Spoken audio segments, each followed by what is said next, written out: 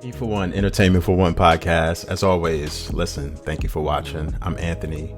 Make sure you like the video, but I really would rather you subscribe to the channel. It is an understatement to say that we lost a real one. We lost a generational talent, a generational mind, someone who was stretched beyond television, music, even though he was a phenomenal actor over the last 35, 40 years. Phenomenal actor, phenomenal musician, Malcolm-Jamal Warner. You know, there's really nothing that can be said that hasn't been said already about this man. To see the outpouring of love that this man got on Instagram for like 48 hours, 2-3 days in a row was absolutely, I've never seen that before. Out of all the people that have died over the years, whether it be Prince, so many different actors, actresses singers that have passed away. Malcolm-Jamal Warner was just a special guy who touched so many of us at such a young age. And this video is not to pay tribute to him, but it is to pay tribute to him. This is not like a memorial video, but I more or less want to shed some light on two things. And I'm combining the two together here because I feel like I want to make this into a uplifting video too, and not so much a memorandum video.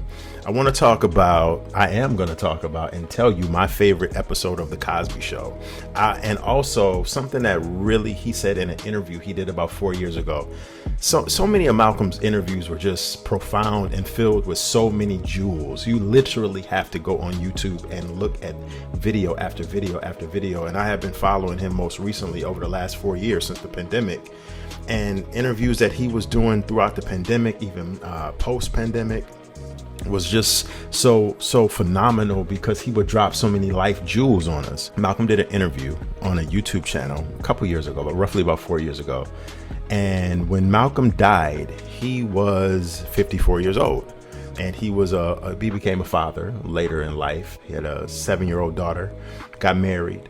And Malcolm talked about in this interview how he was in, and this part of the video right here will give hope to everybody out there that's looking for some kind of inspiration, whether it be love, relationships, or just trying to think that overall you're too old to reach that point in your life to where you can have certain successes, right?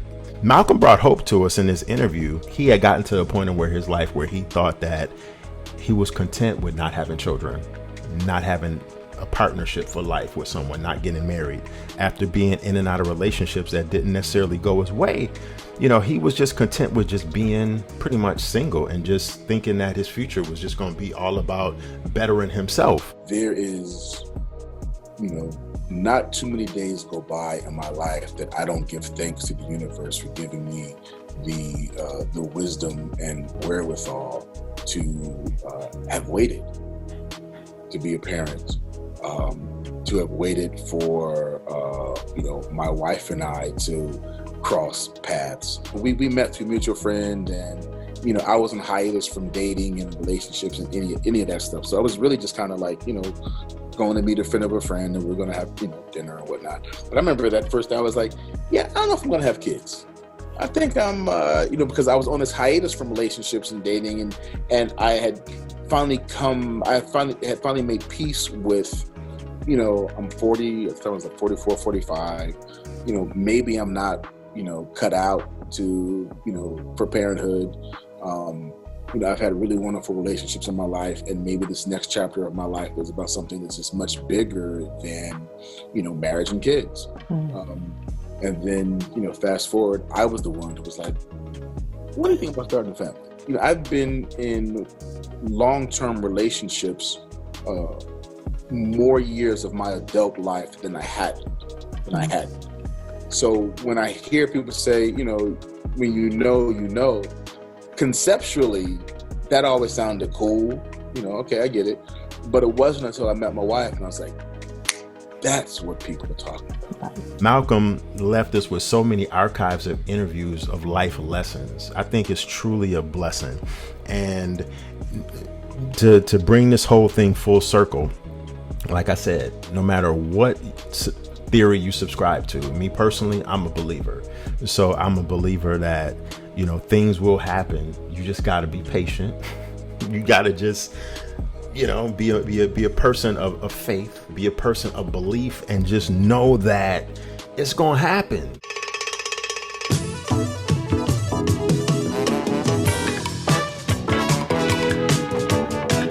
My all-time favorite Cosby Show episode was, of course, the one that he was featured in, and it was called The Lost Weekend. And it was when Cliff and Claire went away for the weekend, and Theo decided to have a small gathering, a group of several friends, but it turned into literally a house party, sort of reminiscent to what we saw in the Kid and Play movie House Party. Literally, it got crazy. They were drinking, smoking, people were having, you know, getting intimate in the bedroom of Cliff and Claire, and it was just that, you know, tables ended up broken, everything in the house was like destroyed, pretty much. Not everything, but 95% of everything in the house was either turned upside down or destroyed. And it was just fun because you saw Malcolm-Jamal Warner acting like him, like what we were all doing at the age of 16, 17 years old. Even though I wasn't 16, 17 years old when that episode came out in roughly about 90, was it 89, 90? It still resonated with me as I got older, and his performance as Theo in that episode resonated with me because all Theo was trying to do in the whole episode was chase after this honey that he saw at the party, and he never really fully got a chance to talk to her because when she came by the house the next day, when Cliff and Claire came back, Cliff sent him off to do volunteer work. So, you know, to keep him busy as punishment for destroying the house.